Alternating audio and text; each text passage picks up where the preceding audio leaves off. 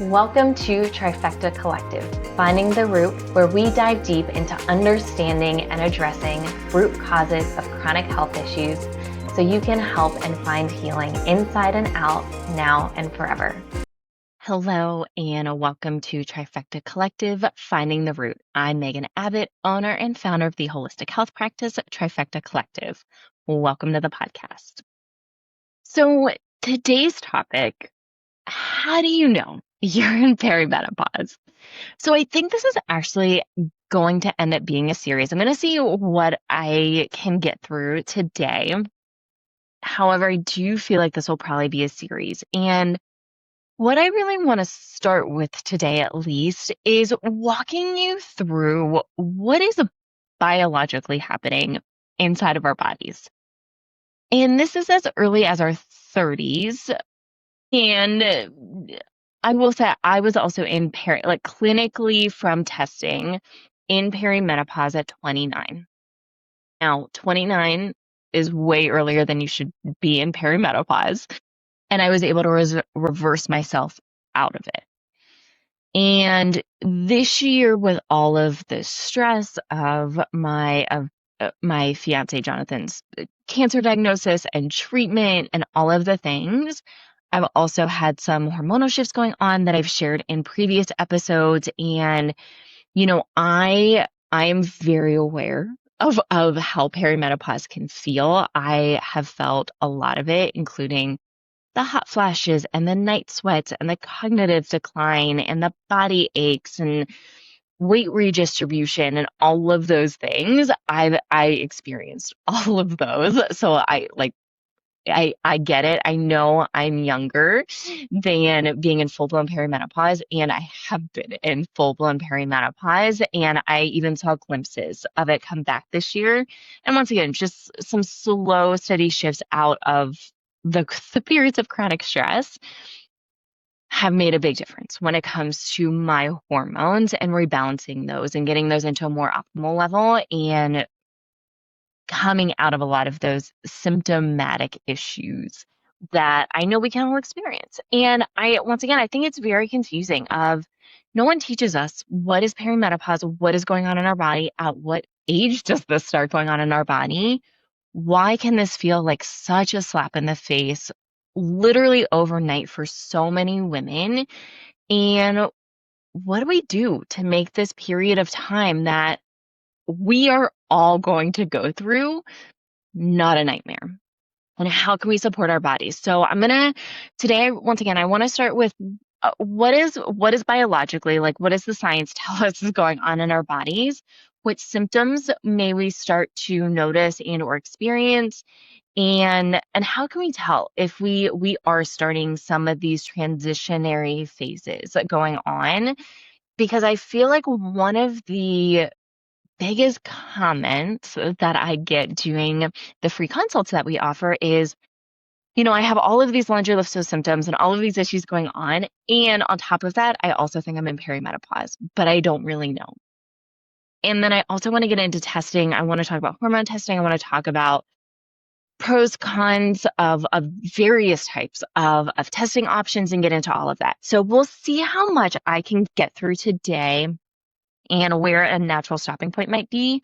And then, like I said, excuse me, I think this will probably be my original thought was this was going to be a 3-parter, but we'll see. We'll see what kind of goes on here. So there's some good information in this space. Before I dive in, I want to talk about like some of the sources and some of the people that I follow and some of the science and how I find out research and different things. So there's a lot of women, especially women who have been in the hormone space for a while now, talking about perimenopause.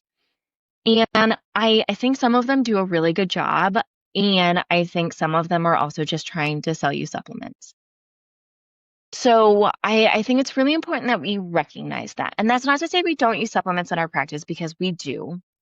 And we make almost no money off of supplements. I mean, I'm talking like so little that we make such a small, tiny, because we try and pass on as many discounts as we can to our clients to make these things as affordable as possible. So we don't like white label supplements. We don't brand them with our own thing. We don't have a supplement store where we're trying to, have a huge profit margin off of the supplements or anything like that. Same thing with the testing. We don't make any money off of testing. All of the testing that we offer is at cost to us. And I say that because I think that is important to understand where we come from a place of supplementation and testing. Yes, there is a time and a space for both of those. Both can be really valuable. And there's a lot of misuse and overuse of functional lab testing and supplementation in this space. So I want to point that out because this is women. Many, many, many things are marketed to us. We are more of the buyers in the market, and we are vastly left out of Western medicine in research and studies. So there are limitations here. And what I encourage you to do if you are looking into research and looking for deeper understanding, if you're looking into HRT, BHRT, which is hormone replacement therapy, bioidentical hormone replacement therapy, please just do some research on who you're speaking with, how they make money, what are they selling you? Do they use the same approach for everyone? Or do they actually look at bigger root causes, at all of the things that also impact hormones? Do they have a deep understanding of what is actually being run when we do certain testing and or what is being addressed with certain supplementation? And one of the things I will also caution you on, and I know it's easy to fall into this trap, especially when it comes to hormone issues. You're like, I am so desperate because I feel so not like myself that I'll take just about anything to help. I understand the desperation. I have been there, and I've worked with so many women who have also been there, and it can do more damage sometimes. And so just really understand what you're putting in your body, how much you're putting in your body, what could be long-term and or downstream impacts of doing these things to your body. DIM is the most common one that I see given without testing because people have symptoms of estrogen dominance, and you can really, really be hurt by a lot of supplements out there. DIM is one of the big ones where if you are not tested and tested appropriately and you take something that messes with your hormones, you can have some pretty significant downstream effects. So just please educate yourself to the best of your ability. And then, as always, this is a huge reason why I do this podcast, because education is power. And if you take some of this information into your GYN, you might know more than they do. And by might, I mean there's a high, high, high probability that you will know more about what is going on than they do. And that's because it's not taught. Female hormones, even for GYNs, is not taught, especially going through how do we support women going through this transitionary phase that, once again, we all go through. So just equip yourself with education. One of my favorite people, I think, in this space who I see do a pretty darn good job that I really appreciate is Dr. Jolene Brighton. She's written several books. I'm now blanking on the name of her big one that came out, and I can't remember if it was her or not. I think she wrote Beyond the Pill, talked about coming off of birth control. She talks a lot about, if you look at her socials and stuff, she talks about perimenopause. She talks a lot about neurodivergency, especially ADD, ADHD, and endometriosis. She has I think she has some really, really, really good information. And I do also like that she tries to put it in more basic English than a lot of people out there. So she is probably one of my favorites. If you're looking for someone who also has a lot of content around this topic, we do as well, just for reference. And I think she has some really good information. And there are many other people out there, by the way. She's probably one of the bigger names that I think does a good job that hasn't completely turned in her business into just a supplement and testing money-making factory. So yeah, just if you want some more information, she is probably a really good resource to look at some of her content, as well as obviously a lot of the things that we're going to be talking about. And we have all kinds of information, all kinds of podcast episodes, carousels, all kinds of information. We have a whole playlist on Instagram and TikTok on hormones, a lot of which is right around perimenopause and talking about that rolling of different ways hormone issues can show up in the body, perimenopause included. So be sure to go check those out. Check those out. So let's talk about what starts to happen here and why this starts to happen and how we can start to notice this stuff is going on.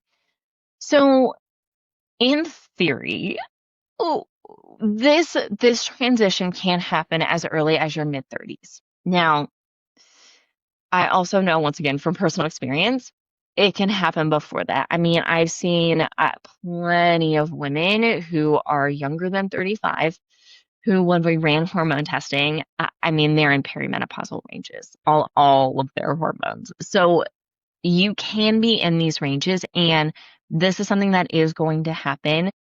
Probably we're going to start to notice some shifts in your mid 30s, right somewhere right around there. And sometimes it's really subtle. Sometimes it's barely noticeable. Sometimes we have no symptoms. So I want to talk through what this might look like. Let's say this will be like mid 30s into your early 40s. So this will probably, some of these things can start to happen. So generally speaking, if you already have regular periods and regular cycles, they will likely continue. And or you may notice they start to get just a little bit shorter. I'm talking almost not even noticeable, just a day or two earlier. So if let's say you're used to having 28 to 30 day cycles and like your period comes on day 28, 29, 30 every single month. Well, it might start to come day like 27, 28, 26, 27, 28. You might start to notice that they start to come just a little tiny bit sooner. Does not happen for everyone and does happen for a lot of women. I can't tell you the number of women who have come to me like, yeah, I used to in my 30s, like I had 28-day cycles, like really consistently. Now they're 25, 26 days. And that is my new norm. I've even seen 21-day cycles, which that's kind of a nightmare, if you ask me. Man, getting your period every 3 weeks. I'll also tell you, I've had GYNs tell me that is totally fine. If it's less than every 3 weeks, then they will be open to running some tests. And as long as it's between day 21 to day about 38, they're like, you're fine. You have regular periods, which is mind blowing to me. And is where we're at for most of us in Western medicine when it comes to our hormones. So we might start to notice some period shifts a little bit. You may also notice that things start to shift in your cycle where maybe you didn't have very many symptoms, or maybe you had just, you get a little cramping a day or two before your period, and now you're like, you know, I just get more cramping, or I get a little bit of a headache, or I notice some sinus nasal stuff before my period, or I have some breast tenderness, or just like little symptoms that are starting to add up that start to just quote unquote randomly appear in your 30s or into your early 40s. These are signs. These are signs you are entering into early perimenopause. It is okay. And once again, just the awareness here and really the education around this is what I'm going for. You may also notice your actual periods be getting shorter. So maybe your periods were like 5 to 6 days beforehand, and you might have had one or two like decently heavy days, and then, every other day was like somewhere in the middle. Towards the end, obviously, it's a little bit lighter, but maybe now it's like 4 or 5 days, or 3 to 5 days. Or maybe there's like one heavy day and then a couple extra days, but it's like not a whole lot. Also signs. Maybe you start having some of that brown blood start to come out at the beginning and or at the end of your cycle, and more so than what normally happens. If you get a little bit at the end, that's pretty normal. Beginning, not so normal. This is a sign of low progesterone, and I'm going to talk about why this is important. Towards the end, this could be old blood coming out. Same thing at the beginning. It could also be some old uterine lining coming out of your body that wasn't fully shed the month beforehand. And then if we're seeing it towards the end, like a little bit towards the tail end, I'd say is okay. If you're getting a day or like a full day or two of it, probably some signs that your hormones are starting to shift a little bit. In which case, this is a sign your progesterone is shifting. And this is the first thing that is going to start to happen. So the first major hormone shift that's going to start to happen has nothing to do with your estrogen, has nothing to do with your testosterone. It's your progesterone. And your progesterone, because I also think this is really important to understand, in which case this is why I'm saying this might be a three-parter. What does progesterone do in our body? So progesterone is higher after ovulation. And what we should notice, generally speaking, is we need a little bit more rest in the second half of our cycle in our luteal phase when our progesterone's higher, our estrogen's a little bit lower. And if you don't know, whether you don't know this about your own body, which by the way, no one teaches us this, or if you have a female in your household, all of this information is super valuable to know, whether that's a teenager or a female potentially going through perimenopause or who will go through perimenopause and menopause itself. Progesterone doesn't like stress. There's an inverse relationship between progesterone, which is a sex hormone, and cortisol, which is a stress hormone. And I'm going to talk about why this is really important when I talk about like actual perimenopause. As progesterone starts to go down, our ability to handle stress also goes down, which you start to see all of these things on social media. The I don't give an F about anything, you lose tolerance, you lose patience. This is because your progesterone is low and you cannot handle anything. Your body cannot handle stress. When progesterone's high, cortisol needs to be low. If cortisol's high, progesterone is low. So inverse relationship. Progesterone helps us feel more relaxed, feel more calm. It does a lot for our brain, for our neurotransmitters, for being calm. We need more sleep. It does increase our body temperature, which is then also going to increase our heart rate, which is why we can track our cycles using our body temperature, because our body temperature changes as our hormones also change. So our body temperature is going to go up slightly when in the second half of our cycle when our progesterone's higher. But when our progesterone's lowered, for a variety of reasons, whether that's stress related, whether we're, once again, early perimenopause, this is the first thing that happens, sleep disturbances. You're going to start not sleeping as well. That's one of the big things. And if you notice, this is cyclical. And one of the things that we do often in our practice, especially with women who are like, I have these symptoms sometimes, but not all the time. I'm like, let's track these symptoms. And I want to know what day you are at in your cycle. I'll also tell you, as a female who is 36 now, I always know where I am in my cycle. And I don't change a lot of things in my life. I don't change workout schedules. I don't change a lot of my schedules. And I like to know what is going on inside of my body and how that's being reflected in how I'm feeling and how I may present into the world. Meaning that I know my sleep may not be quite as restful in the second half of my cycle. 7 to 10 days before my period, probably not going to be sleeping quite as deeply as I did the first half. Probably going to want a little bit less blanket because my body temperature is going to be up. I know my ability to handle stress is going to go down a little bit. So I'm not pushing workouts. I'm not trying to push myself too much from a work perspective. I'm also aware that my mood might be a little bit more sensitive. So I'm not trying to have really hard or big conversations 7 to 10 days before my period. I'm going to try and make sure I have as many of those as I possibly can, in the first half of my cycle between day 3 and 16. That's when I'm trying to have those bigger, tougher conversations because I know my body can handle it. I'm going to communicate a little bit better. My communication skills are going to be a little bit clearer. My cognition is going to be a little bit clearer because my estrogen is higher. Biological facts. This is what happens. So when our progesterone naturally starts to drop in these like early perimenopausal stages, depending on how quickly it's dropping, we might just notice subtle changes. Once again, sleep might shift a little bit, especially right before your cycle, 7 to 10 days before your cycle.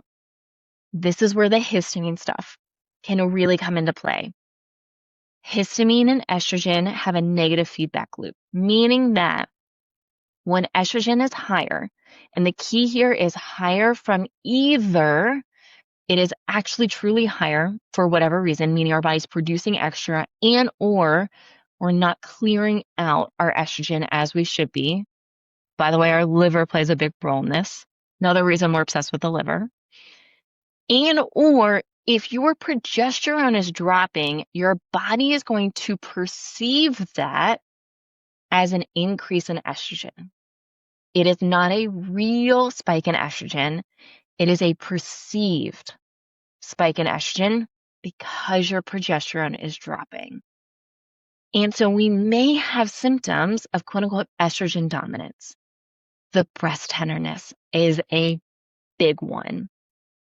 Decrease in mood. If you've ever, I love the, I love the little memes and stuff. Like, one day I thought I, was fat and ugly and a horrible person. And then the next day I got my period. That's because of your progesterone. That's exactly what that is. And that can happen 7 to 10 days before our cycle, especially during this time period when our progesterone is just, it may not even be super obvious or noticeable, but this subtle drop in progesterone can make a really big impact on our mood, on our cognition, on all of these things, breast tenderness, on our sleep, our body temperature.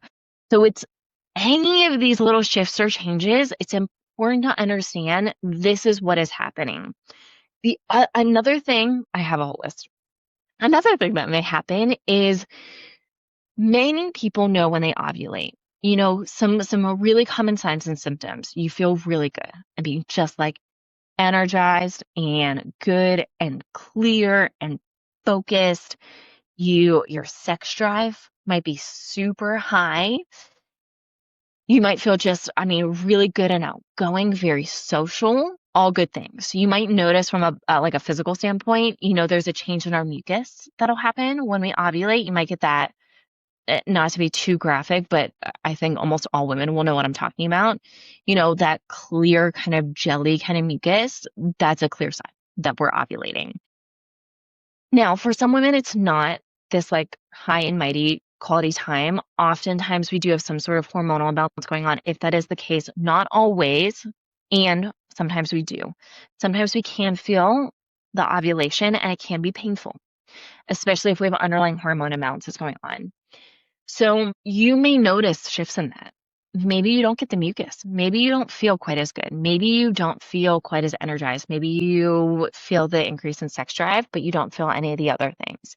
Or maybe you just notice like you're just like, man, I used to feel so good during ovulation, and now I just don't feel quite as good. And I miss that. I miss that feeling. It's because your hormones are starting to shift. And it is okay. And once again, we want to be mindful of all of the things that impact our hormones, and just having the awareness of what is going on in our body goes a really long way here. Oh, yeah, sleep, food, the changes in like premenstrual kind of symptoms can really happen. We also might notice weight starting to shift. And oftentimes this won't be drastic during this time, but maybe you're like, man, I am just having a little bit of a harder time losing weight. Or I just feel like more weight is settling in the lower part of my belly. Or I just feel just like a little inflamed and don't feel like I'm maintaining my weight as good as I used to. All of those things can be hormone related. Now, we also need to look at all of the lifestyle factors, your nutrition, your movement. Like, there can be a lot of things that impact this, and it is not uncommon for this to start to happen during this period of time in our life. The other thing, once again, this goes back to the kind of, oscillating factor of cortisol and progesterone. where if you've been stressed for a really long time, internally, externally, both, it does not matter. Your body doesn't understand the difference. And or you have a long trauma history that you have not started to address and your nervous system is fried, stress will start to catch up to you right around this time. Mid to late 30s into your early 40s. We can even say into your mid 40s. And once you enter into full-blown perimenopause, then you have a zero tolerance and now it becomes a crisis. And this is why I like to talk a lot about preparing for perimenopause, because it doesn't have to be this nightmare of a time if our body is supported appropriately. And stress is one of the biggest factors. And if you haven't listened to the episode that we did on stress and really what is stress, please go listen to that, because stress is such a bigger, broader spectrum than just, I'm stressed out at work, I'm stressed out with family, I'm stressed out with these like basic lifestyle things. It is so much more than that. So please go listen to that episode. It would be super helpful for you. You can even pause this one, go listen to that, and then come back, because I think that'll really help.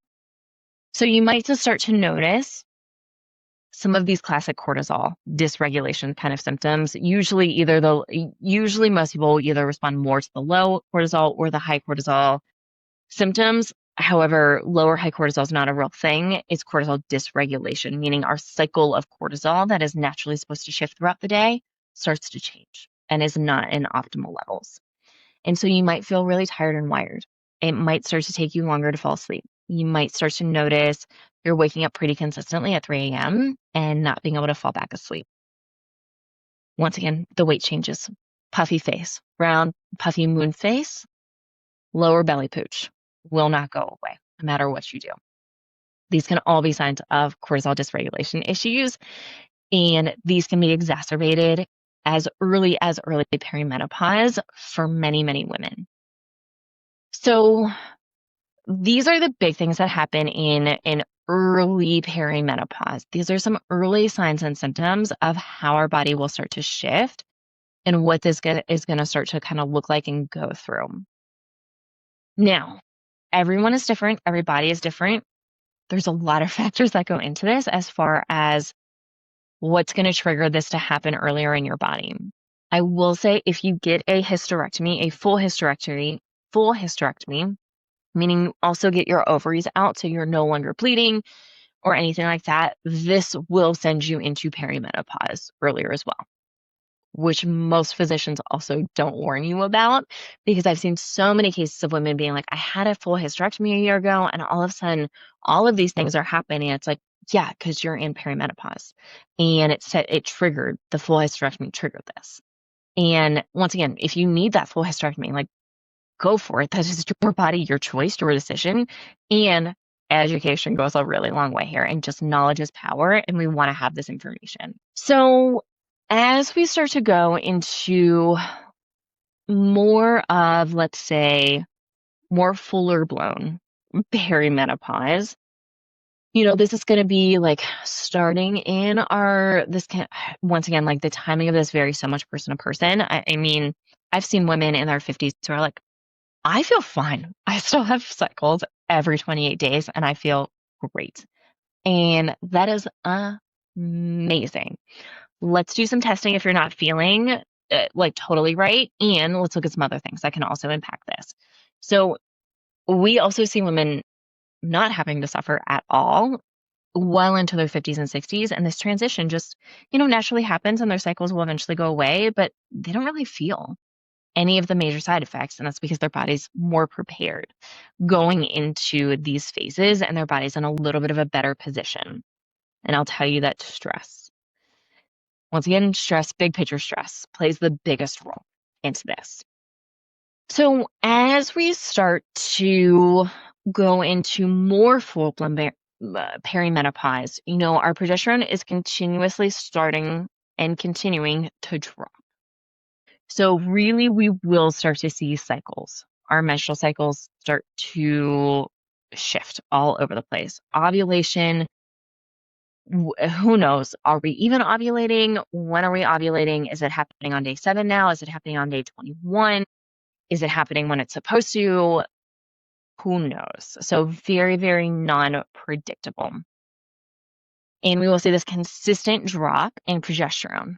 Now, here's where things get pretty wild. And here's where most women are going to start to feel potentially a little crazy, a little all over the place, so our progesterone's starting to drop and continuing to drop. And usually the drop is pretty consistent.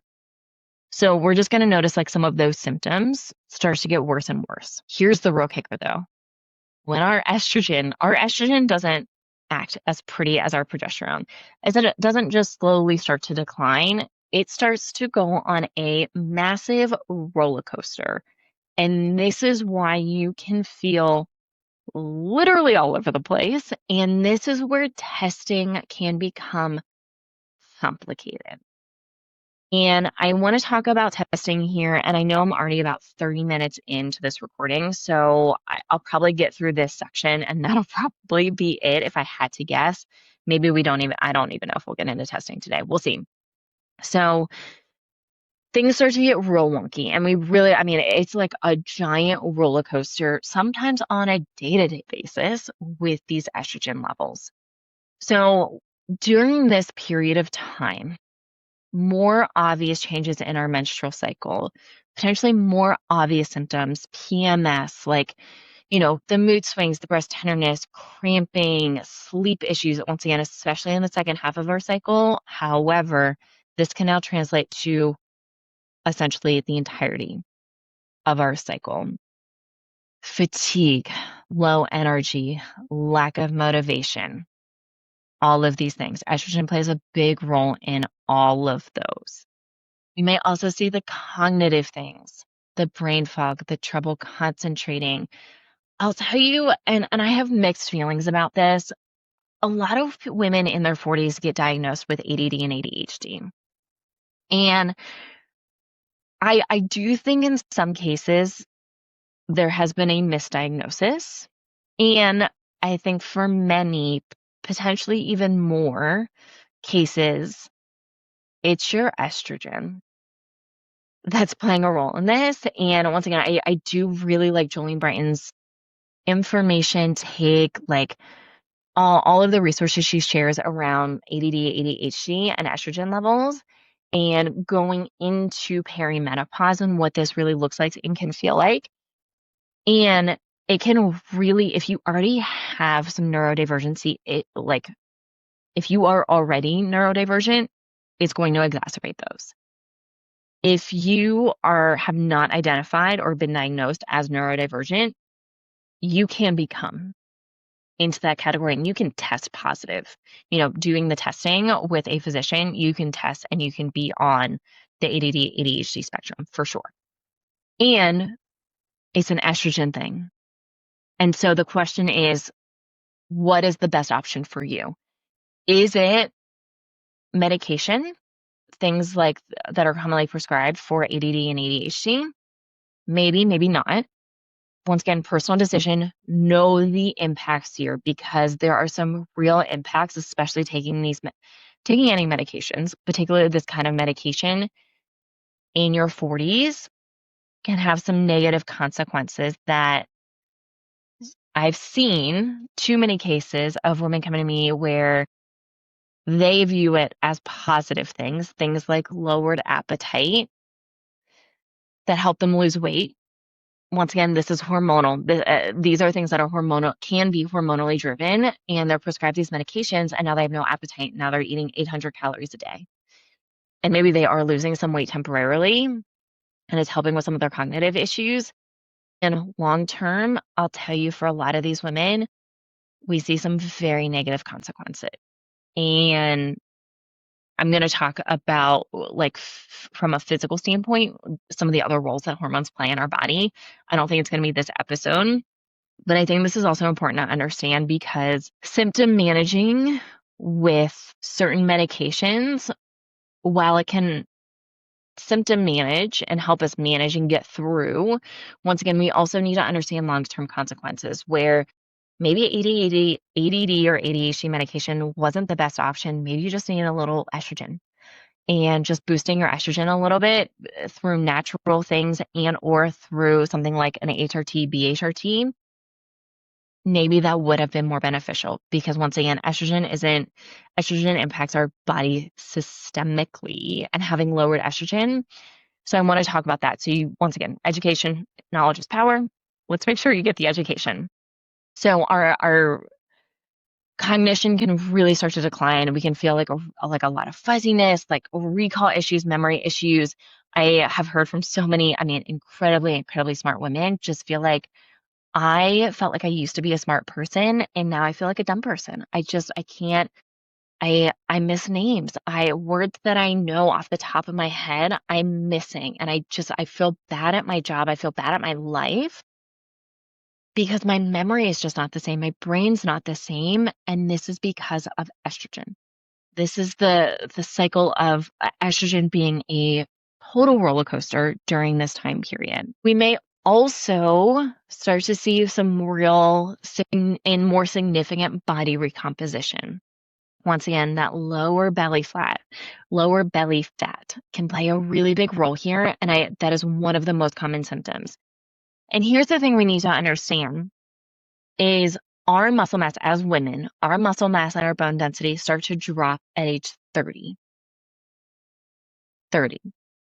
Now we're talking late 30s into early mid 40s, potentially into your late 40s as well here. So not only do we just naturally start to lose muscle and bone density, now our hormones are also all over the place, which can also impact our bones and our muscular system. So if we're not moving, if we're not specifically strength training, if we're not getting enough protein in our diets, this is why so many women struggle with osteopenia, osteoporosis.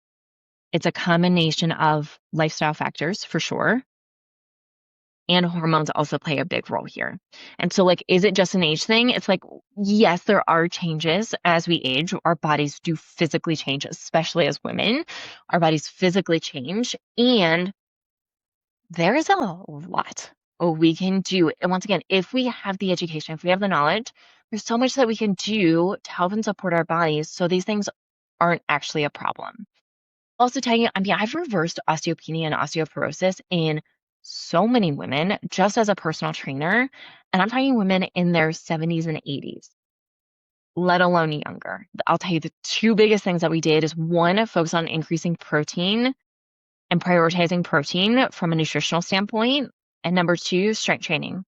I'll tell you, most of those women, it was 1 to 2 times a week we were strength training. Now, it doesn't take all that much. It just takes a little bit of concerted effort and concentration on the right things to help your body stay in a better place.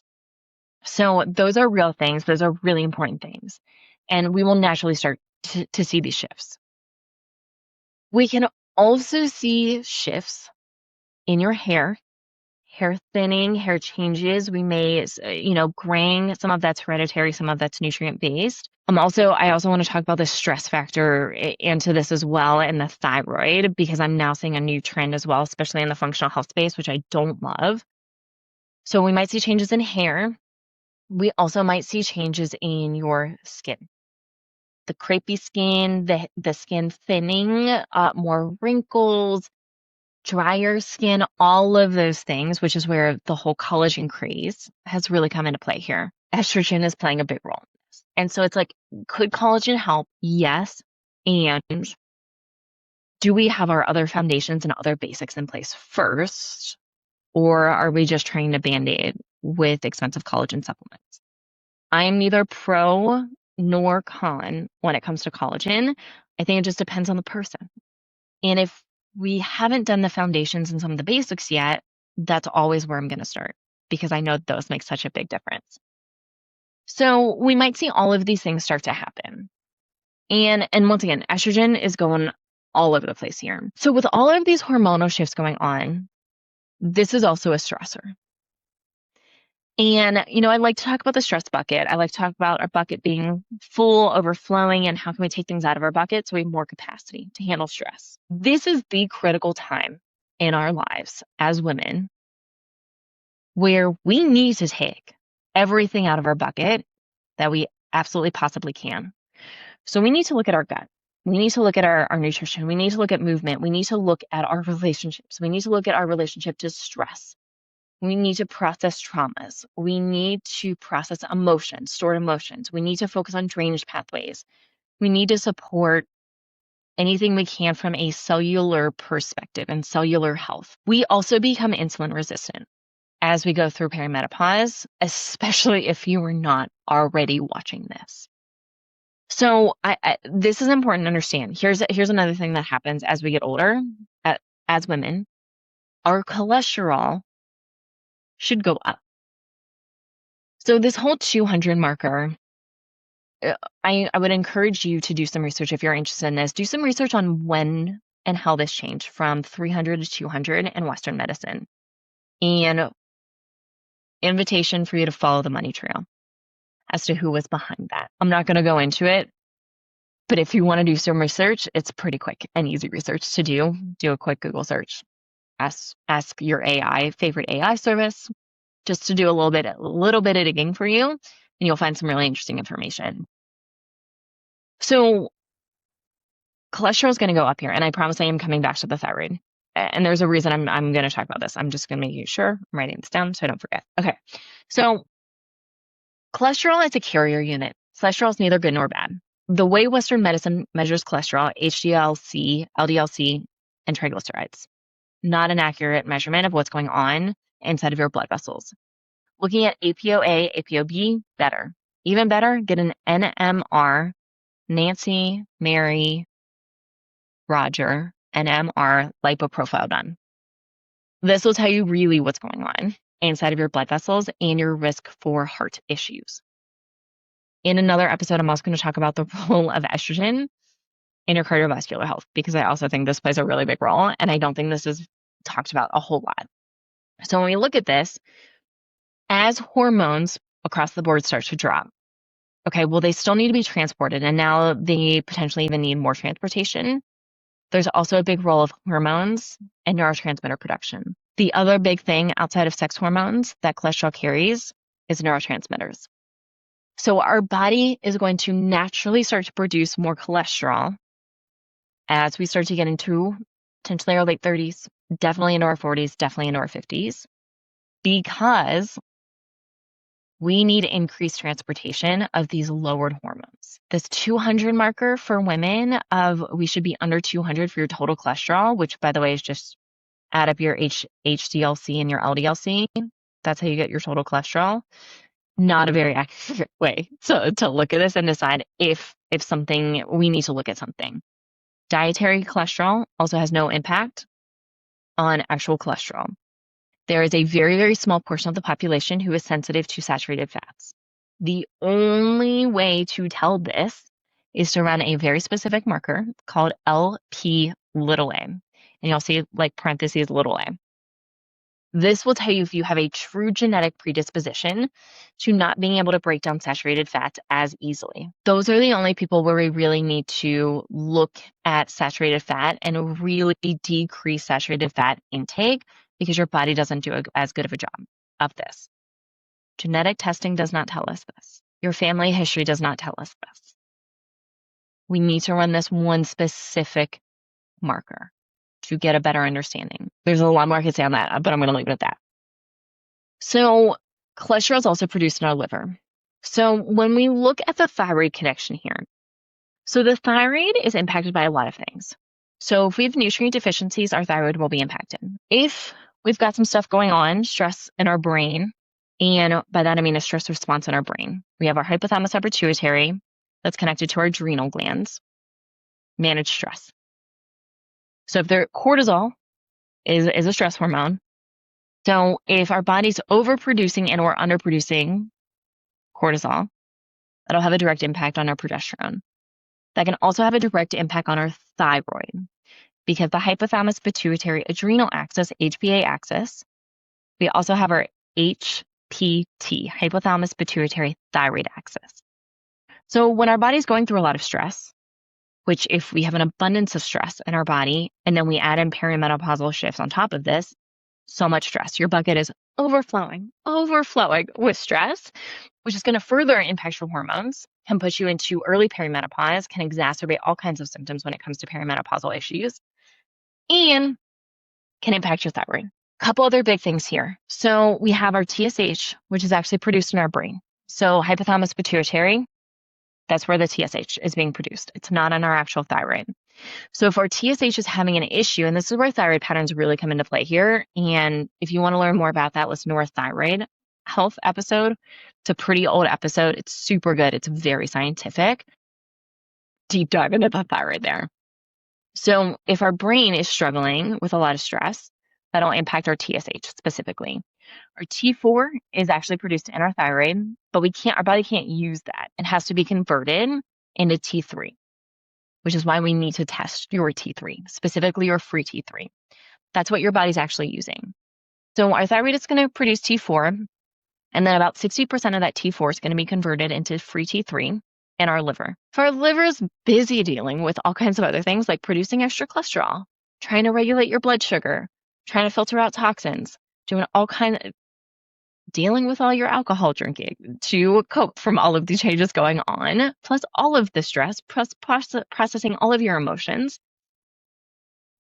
Your poor little liver. It's probably not going to be doing a great job. Our gut also converts another about 20%. So if we have gut issues on top of this, which is quite common, this will also can also present as thyroid issues. And there's a big trend I'm seeing now in the functional medicine space, particularly with NDs, naturopathic doctors, where they're recommending, without looking at anything else other than hormones, they are prescribing HRT in some form or fashion. Depends on the physician and what they're actually prescribing. And they're also putting women on thyroid meds, even if their markers look okay, which really bothers me. And it's necessary for some cases, your decision, but also when we're put on thyroid meds of any sort, and this is usually if you're going to a naturopathic doctor, they're usually going to put you on some sort of desiccated thyroid armor or something like that versus a Synthroid or levothyroxine. Usually, many thoughts on those two medications too. Go listen to that thyroid episode. But our thyroid can stop producing T4 with long-term use, which is okay if we need long-term support with that. And if you don't want to stay on this medication forever, we need to look at bigger reasons. What else is going on in the body? What other stress is going on in our body? And look, if you do not want to address the stress, like that is your prerogative, that is your choice. There is no judgment in that. And if you want to go on these meds, if you want to do these things, like your body, your choice. Once again, I think education is huge here. It can be challenging to come off of these medications. I've seen it. It is a big reason why I chose not to go on thyroid meds when I was diagnosed with hypothyroidism and then later Hashimoto's. Some people, it is necessary. I'm not saying that because I absolutely do think it is sometimes necessary. And once again, if you don't want to make any shifts or changes, like, yeah, this medication can be really helpful and really significant in helping you. And if you don't want to be on it long term, we need to look deeper. We need to understand bigger root causes. And not all people in the functional space do root cause healing. Go listen to our episode on root cause healing and why most practitioners actually aren't doing this. Because the thing is here is that there are so many things that impact our body and our hormones that cause stress in our body that can make this period of time worse. And looking at those other things, in addition to your hormones, in addition to your thyroid, go a really long way. And this is not an overnight process. This is a peeling back the layers. This is a long-term shift that we're talking about here when it comes to root cause healing. You're going to have to change some things with your nutrition, likely, with your movement practices, with your lifestyle, with the way that you acknowledge and manage stress. And that is okay. And it is a process. And not everyone is up for that process. And once again, that is also okay. But just once again, want to give you education and understanding around this and why this can start to happen. So we're on like kind of full-blown perimenopause here. And then if we get into like later perimenopause here, which I think actually, you know what? I'm going to hold off on this. I'm going to hold off on later perimenopause, and I'll pick up on this on part 2 when I talk about part 2. But let's talk about testing here and why testing during this time period can be very challenging and some things to think about when it comes to testing. So a lot of practitioners will and doctors will do blood testing. There is a time and place for this, and I do think finances need to be part of this conversation because a lot of these blood tests can be covered by insurance. For us, we don't take insurance, but we also go to your doctor first. Like, we'll give you a list. Like, they can run through insurance. We can take HSA, FSA, and we can also order just about every lab under the sun if we need to. And it is going to be more out of pocket for most people, unless you have an HSA or FSA. So when we look at blood testing during this time period, so the first question is, what day do we test? What day of your cycle do we test? So normally, a lot of people are going to test on day 3. The issue with testing on day 3 is your progesterone levels, most importantly. So our estrogen is higher during this period of time. Our progesterone is going to be lower. And once again, one of the first thing that happens is your progesterone starts to drop. So this may not be as accurate of a way to look at your full hormone profile and understand some of the symptoms that are going on by doing a blood test on day 3. We may not get as good of information specifically when it comes to your progesterone levels. Another common time is between day 19 and 21. I would say day 21 is more common. And this is under the assumption that this will be a handful of days after you ovulate. Now, we know that once your progesterone starts to drop, ovulation can get weird. So the question is, did you ovulate? What day did you ovulate? Do we even know? In which case, testing on day 21 may also not be super accurate. What if you ovulate on day 21? In which case, that's not a super clear picture of your progesterone levels and even your estrogen levels at that point in time. So that makes it challenging. The other thing we need to understand is because your estrogen levels are on the wild roller coaster during this time, like, how do we even know? How do we even know? Are you on a high day? Are you on a low day? How do we know? And how do we know this is a really accurate measurement? This is why we also need to look at symptoms and patterns of cycles and symptoms that you're experiencing. And we can't just look at labs. The other issue I have with labs, and it's not just estrogen and progesterone, I'll dive deeper into some other labs on the next one here. I also have a really pretty chart that ChatGPT helped me create here that I'm going to share during next time when I talk more about this. And that is, blood test is a moment in time, which is totally fine for a lot of things. Our liver enzymes aren't going to change from now to an hour from now. Our immune system, not going to have massive changes once again now for an hour from now. Our hormones, though, we may notice a difference an hour from now. And I'll tell you, this is once again, like in the episode I did, Women Are Not Small Men. Like, this is something that I don't think men will ever understand, that I think most women will relate to is, you can tell sometimes when your hormones shift in a moment.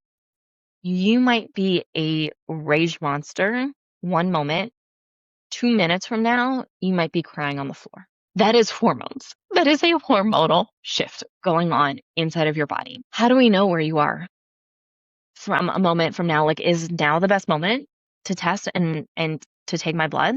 I don't know. Is it an accurate representation? Question mark. This is where other forms of testing in the functional space can be valuable. So you can do salivary testing, better. because it's giving us more information, more data. We're getting several hours worth of data when we look at saliva. Same thing when we look at urine. Urine's giving us hours worth of data. I will say I have a preference for urine testing. The Dutch Test Complete is my favorite to run pretty across the board when it comes to hormones. It's going to look at cortisol. It's also going to look at progesterone, estrogen, testosterone, and all of your pathways. And this is the downside of running blood work, is we may get that picture of moment in time, but we're also not seeing how your body's metabolizing. What routes are your estrogen?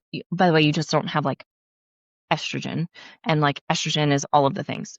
You have estradiol, you have different forms of those. You have, like E1, E2, E3. Like we have a multitude of estrogen pathways that estrogen can take. We have not as many progesterone. We have quite a few testosterone and androgen pathways. Knowing what pathways and how your body's using that can give us a more accurate representation of what is actually going on in your body and how your body's asking to be supported. There's also another version of this Dutch test that was actually designed for perimenopausal women, and you're doing multiple urine samples throughout the month. So we don't get as much detailed information about all the pathways and everything like that, but we are seeing what's going on throughout your cycle and how your hormones are shifting and changing, which can also be really, really, really valuable. So, I think it's important, once again, education is power. Understanding these options is really valuable. And I have a lot of hesitations when it comes to testing estrogen and progesterone, specifically when it comes to blood work. Testosterone, free testosterone, looking at LH, FSH, like some of these other blood markers when it comes to hormones can be better. Like those are can be more accurate, but I don't love testing estrogen and progesterone only through blood work, especially if we're at early phases of this. I think, especially with HRT, now we don't prescribe HRT. We do have some people that we can refer out to if you are interested in that, depending on what state you're in. We have a few different options and different people. And some of this is going to have to be a trial and error with your symptoms. And unfortunately, that's the reality of the situation, because testing is not always super accurate. Even the Dutch test has its limitations, and I fully acknowledge that. I don't think it's like the be all end all. I think it can give us better information than just blood work. And we still need to look at your symptoms. We still need to look at how are you feeling throughout your cycle. We need to look at health history, menstrual cycle history. Like we need to look at all of this, and all of that is really, really, really important information. So we need to look at all of this, and we need to look at all of these pictures all together. We also need to understand, once again, bigger picture stress. What is going on inside of our body, and what else can we take out of our bucket to lower the amount of stress in our bucket so that we have more capacity to handle this transitionary phase, so it's not, once again, this nightmare of a thing. I think that's where I'm going to end for today. If you have questions about this, especially as I go to record part 2 and even potentially part 3 of this conversation, reach out to us on social media, leave a comment here wherever you're listening and or watching this episode. Send us an email, info@trifectacollective.net. Message us on social media, on any platform. Like, let us know so that I can answer your questions and dive even deeper into some of the additional kind of conversations and things like that. I'm going to dive into hot flashes and night sweats next time when I talk more about, I'm going to talk a little bit differently about the thyroid and cognitive health and the role of estrogen, testosterone. I'll bring in testosterone into the next kind of phase here. And I'll talk about some other signs and symptoms that we may experience, including like changes in sex drive, like changes in our seemingly like personality. I'm going to talk more about that next time. So let me know what questions, if you have anything you want clarity on from this episode and or anything you want me to dive deeper into next episode, let us know, please. As always, thank you so much for listening. Please like, subscribe, follow. As always, if it resonates, 5-star reviews really, really, really mean the world to us. Thank you for listening, and we'll see you next time.